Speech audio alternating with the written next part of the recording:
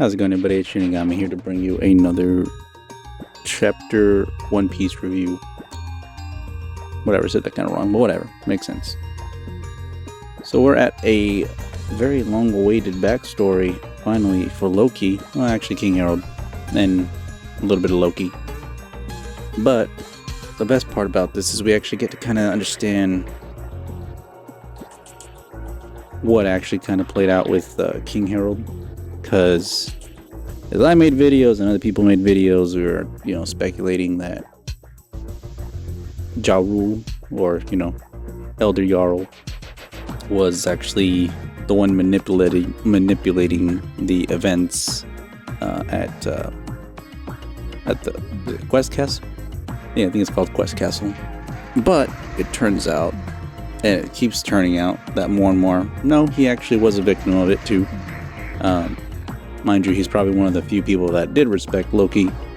That's why that whole event from the last chapter was so significant. But when it comes to King Herald and finally understanding why he chose peace over, being a savage, basically like what is told by a bunch of other foreigners that are not giants, right? Yeah, we'll go with that. But first and foremost, we obviously have to go over the title, The Birth of Loki, chapter 1153 of One Piece. And of course, we get right into the cover story, because that's the part everybody really cares about, right? Nobody wants anything else. So we're joined here with Yamato visiting Ringo. Yeah, Ringo. And Kiku's there, and also Cho. You might remember her from the raid on Onigashima. So it's pretty nice. This doesn't really give any much context other than Oni Child Yamato and the Holy Shrine pilgrimage. Again, I'm just saying Kiku because it's easier. And the daimyo of Ringo. Daimyo of Ringo and boss Cho. But it doesn't really give much context other than she's just visiting these, each area now and just kind of seeing old friends, and that's pretty much all we're getting from that. Jumping into the past, as it says, venturing into the past. Dorry and Broggy look so cute as little kids. Broggy doesn't got no fucking neck. Shared a wild childhood with Herald, the Prince of Elbaf. Again, looks very similar to Loki there. Born into the bloodline of ancient giants, the prince possessed a colossal body, monstrous strength, and high status. He grew into an arrogant and unruly rogue that no one could rein in. What a bore. Everyone outside Elbaf is pathetically weak and puny. Ain't that right, guys? Exactly, sir. It's just as you say. But obviously they're saying it very monotone, like, whatever. The kingdom of Bunt New World. Come one, come all. Standing 10 meters tall, each of her steps is an earthquake. Her roar is the thunder itself. Her roar is thunder itself. She's one of the world's elusive giants, hailing all the way from Elbaf. Take a gander at Ida. Rawr. She's just pretending to be fucking Ingy. Get away from the cage, it's dangerous. Wow. And you got little kids crying and shit. Meanwhile, the dad's over here thinking this is fucking hilarious. That's kind of funny. It takes balls to turn one of us giants into a roadside attraction. Bah! Yeah. I don't know whose fucking laughs those are. We'll just figure it out later. These fools. They were fools to mock Elbaf. We sure showed them. Who are you? No need to thank me. I'm the king of Elbaf. I couldn't just sit back while they slighted my homeland. And then he gets fucking walloped. Oof. No way! Your Majesty! King Herald! Huh? And then at that moment, he fell in love. Someone fucking slapped the shit out of him. That's what it's funny though. This just does kind of remind you of Nami and Luffy whenever he does some dumb shit. She just goes, nope, we ain't doing that. Sorry, boss. Turn the ship around. You need to apologize. A lot of people got hurt. Are you crazy? You want to go back to that puny dollhouse kingdom? And then she just shakes her fist. You want me to rough you up? And she punches the shit out of him again. King Herald, they took me in and gave me work after finding me adrift at the brink of death. Thanks to their kindness, I was able to earn enough to eat and recover from my injuries. Little dolls? What the hell is that supposed to mean? You just happen to be born big. Your strength is a quirk of fate. Don't kid yourself into thinking you're better than the humans, you arrogant disgrace. This kind of crap is why all of us other giants are always lumped in with you Elbath savages. I was just born big? Question mark. And you just kind of pouting there. And there you go. You got Ida there just kind of helping build stuff back. Townspeople are obviously very happy about all that. And then King Herald. King Herald, are we setting sail? What are you guys spacing out for, huh? Help them rebuild, you imbeciles. That miniature model city of theirs. Bro, he's still kind of a dick even when he's trying not to. Their construction techniques are completely different. We'll teach you some stuff for when you get back to Elbath. Your use of spices is something too. I've never eaten anything with this much flavor before. And the quality of your fabrics? They're so sophisticated. Humans sure are good with their hands. And you just, you see Ida there kind of making King Herald fucking bow down and being like, I'm sorry, I fucked up. And again, we get some quick shots. Hold up. Alright, sorry about that. What was I getting at? Oh yeah, so we kind of just got a bunch of cutaways after they apologized and all of that and had a little party. I don't know, you just see the size comparison, how huge Herald is to the humans, and even the other regular giants they're up to his damn belly. But yeah, look at it like this, Herald. The destruction of anything in this world is a waste. And obviously you see the iconic Nika pose there, which just keeps getting even more foreshadowed as we keep going. Or I guess it's not really foreshadowing anymore, it's just kind of like, yeah, these people definitely embrace this kind of culture from Joy Boy and all that.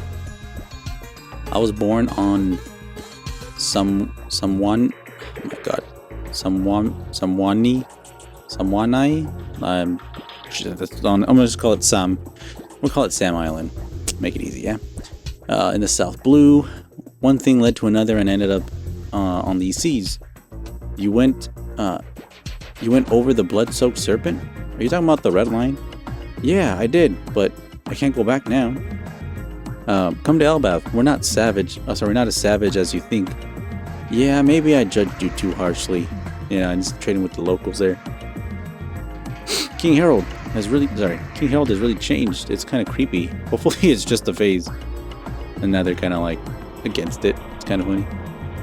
Now, Elbath, 105 years ago. Up until now, we've committed countless sins, and it's time we atone for them. What's wrong with you, Herald? As king, I intend to frequently travel overseas. I hope to extend a hand of reconciliation to our neighbors and learn from their cultures. Our land can become more prosperous if we learn from the world. Dorry and Broggy and the others will never stop running wild. Wahaha! I go way back with those two. They've always had an unusual disposition. They never failed to treat humans fairly and honorably. That's true. We can still hold on to our warrior ways. My God, warrior ways, right? We may have to reconsider some traditions and others if other countries feel threatened. Zababa, what a change! It seems there's a tumultuous journey ahead. Elbath is blessed. And then we get a little bit more travels of the seas.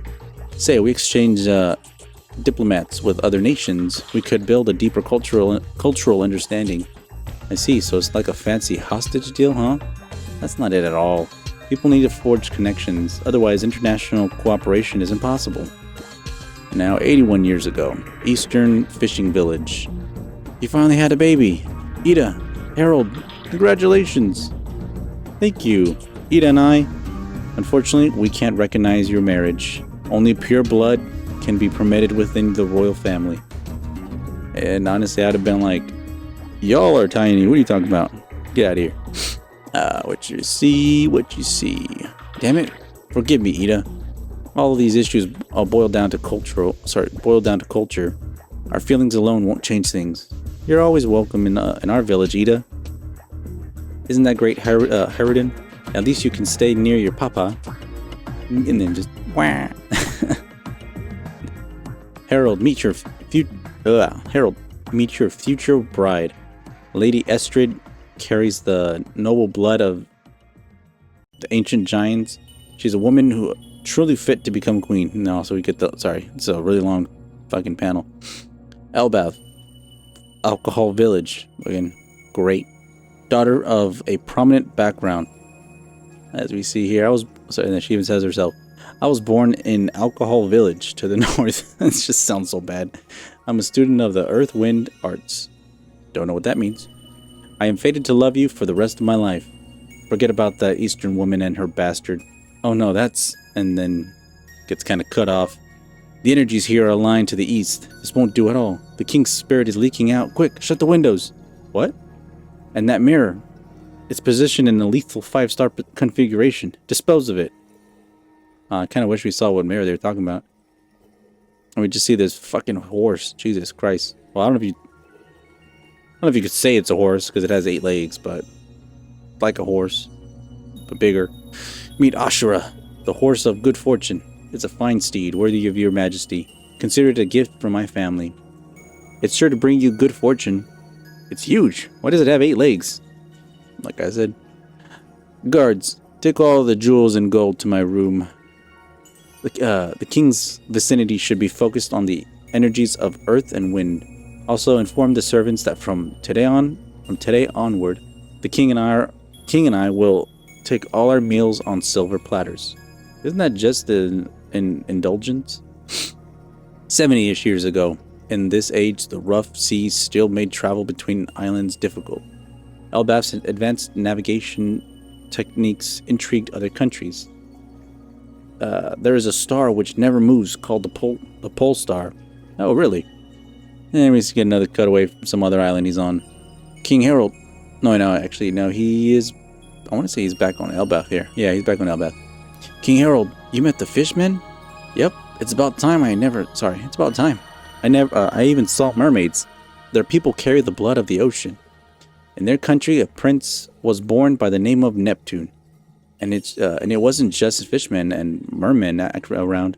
The sea creatures themselves were coming together in jubilation. Wow. 63 years ago, at Quest Castle. That was right.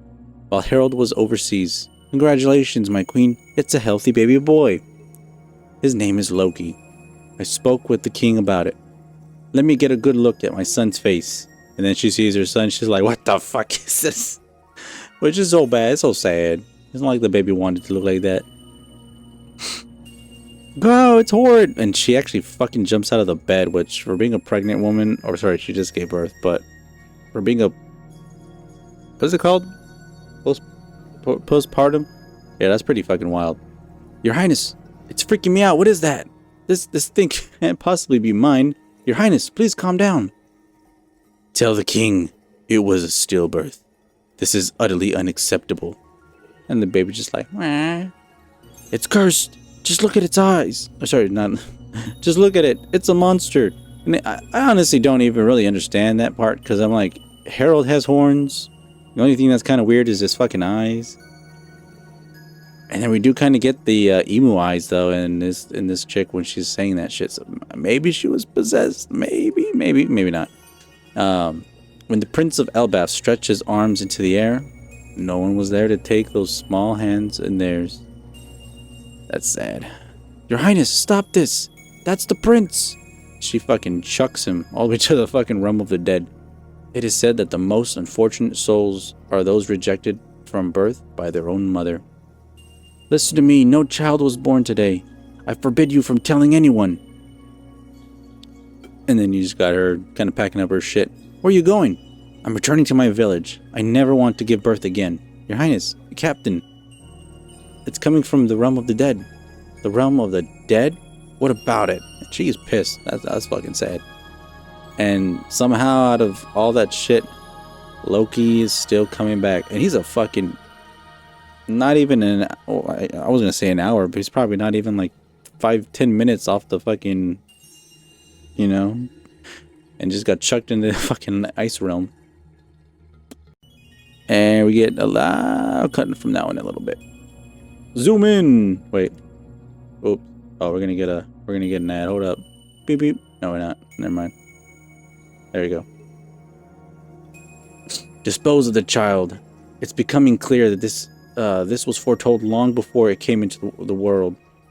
It is said that King Herald will someday be slain by his own son. Enough with this crazy talk. Meanwhile, Herald struggled against the walls of diplomacy. Blocked by the world government again. Why can't countries just be free? And we got there Ida, just so happy to her little baby boy. Hey, he's your little brother. Don't you want to see the little guy? If it's not your kid, Mom, then there's no way I can call him my little brother.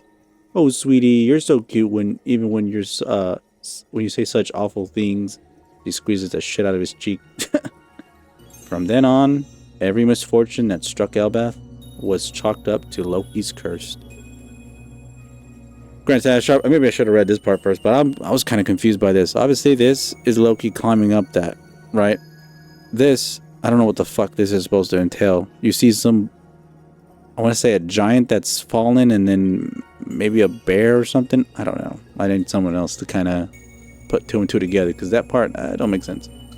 Soon after Queen Astrid collapsed due to ill health. So yeah, that's her in there. But yeah, no. So I think I was right reading it this way. Well, that's pretty much it, huh? That's pretty much it. Very, very long chapter this time, and a significant backstory, at least for Herald and Loki, because kind of clears up a little bit of stuff that we had questions about early on, and obviously some of the crazy feats that you got with Loki. Obviously, people were like, "Why is his eyes bandaged up? Right? Does he got like some kind of Mangekyo Sharingan, or does he have like Aizen's eyes, where like he like fucking put you in a what was it called? Babe, do you remember what Aizen's ability was? No. Oh, stop it. Stop it. I keep wanting to say the Hogyoku, but that's the thing that was in Rukia. Oh my god, what is it? Oh, I didn't have my phone, I can't check. Let's see. Aizen's power. Based on Zanpakuto. Oh yeah, here it was. Kyoka Suigetsu. With his fusion with the Hogyoku, his Shika, complete hypnosis. That's what it was. Yeah, that's some kind of crazy shit. But no, his eyes just look kind of, they're slitted. That's not that crazy. I mean, you got a bunch of other fucking crazy things in the One Piece world. So it's just like, you literally have giants with fucking horns, right? And your son was born with horns. Obviously, the only thing that kind of freaks them out is the eyes, but it's like, it's just eyes, man. Like, you don't really know what it could have been. And as we've seen with so many characters that kind of get persecuted or judged harshly based off their looks, like Katakuri, love seeds, donuts, and all that other shit. But because of incidents back then, calling him, what would you call it? Was it not a stingray? But it's basically like a... Oh, God. It's a predator fish with a long fucking mouth, whatever. Maybe it was a shark. Goblin shark? Something like that. And so, it took offense to him, and he was eventually being like, you know what, fuck it, I'm just going to cover it up so that way nobody can make fun of me, and I'm going to get strong, this and that. And so he did all that. And I think this is where I was seeing people kind of put two and two together, that, when Luffy sees him with his eyes, I don't think it's going to be the joking way where he'd be like, oh my god, I love your eyes, dude, that's cool. No, I think it would be more of like how he treated Katakuri, where he was just like, okay. He's not freaking out over it, doesn't think it's crazy, it's just... I mean, the dude's got a fucking skeleton, alright, as a fucking crewmate. And then on top of that, he's got Frankie, who's half cyborg. What else is weird? Oh yeah, the one theory that I saw from I think it was the Crap Cafe. He had a pretty good theory for Usopp actually being a Dun. What was it called? Oh my god, I'm missing it now. Scopper. Gaban mentions Dondosa? Or what was it? Oh my god, someone had to mention it too. Come on, please. Please. Okay, I found it. The Dosandata. Right? Some people are kind of speculating that, or not, I guess not a lot of people, a very few. But this guy has some pretty good track records so far. I mean, he, kind of well, no, it's not even confirmed, obviously, but there's good speculation that the, the old lady queen from Amazon Lily, the one that Lady Nanya or something like that, was actually the one that. Sorry, she's actually Nami's mom, and we kind of get a glimpse of that when you see her flashback on God Valley. Has an identical hair and facial. Obviously, the face, a lot of that is Oda's thing, but the hairstyle lines up perfectly with how Nami has her hairstyle in the current time, right? So a lot of people being like, hey, put two and two together. She's even got the orange hair, which not a lot of people got. Usopp possibly be a Dosandata mixed race person, right? And his thing would be basically his long nose, his proclivities for technology and tinkering and other stuff like that, where, and I'm kind of going on a side tangent of other shit, but I mean, it makes all sense, right? And then he's basically the hybrid of a human and a Tontata, and that's why their race is called that. Not confirmed yet, but we can speculate. So as I'm saying, Luffy's got a lot of weird people on his crew, and I doubt him seeing that Loki's got fucking demon eyes and shit like that would even scare him off or anything like that. If anything, he'd be like more intrigued than anything. But yeah, that's kind of where I'm lying on with that. I think Loki will not join, but would be similar to how he has the Grand Fleet. Like, obviously Loki's gonna see how Luffy fights. Luffy already wants to just have him join anyways, so that's not like Luffy's gonna be against that. But maybe Loki will be like, after all this is said and done, kind of what Yamato's doing right now, plays as a protector role for Elbaf, tying into multiple kind of archetypes that we've already had throughout the story, ones that parallel each other. There's always one person on each island that ends up being kind of like the second main protagonist of that island, right? You had Rebecca on Dressrosa. On Whole Cake, you can... that was a little kind of confusing. I want to say it was Pudding. She did end up being very helpful, right? And you can I keep going. Shirahoshi on Fishman Island. Keep trying to go. Obviously Vivi on Alabast. What did you say, Chopper? I'll say Chopper on Drum Island. Fuck it. But yeah, so you got these characters that kind of play that same role, whatever. And Loki's definitely falling in line to be the next person that would be a strong ally, but would not technically join the crew. Because it's not the first time Luffy's asked somebody and they said, I would love to, but I can't right now. Or even just a no, but they'll be like, I'll still help you if you ask for help,